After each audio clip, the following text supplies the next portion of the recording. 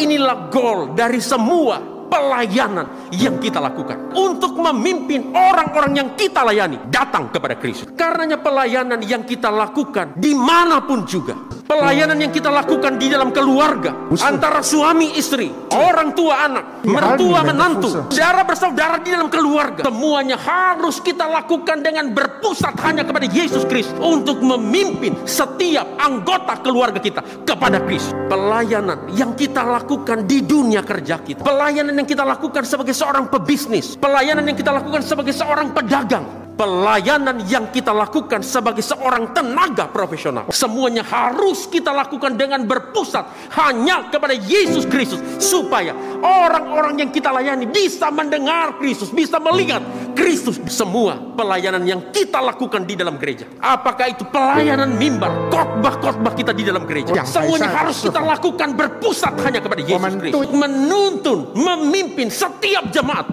datang kepada Kristus. Semua pelayanan yang kita lakukan di bawah mimbar, entah itu pelayanan diakonia, pelayanan kedukaan, pelayanan pembasukan, apapun itu, semuanya harus kita lakukan dengan berpusat hanya kepada Yesus Kristus, untuk memimpin setiap orang-orang yang kita layani melihat Kristus, mendengar Kristus, mengenal Kristus, percaya kepada Kristus.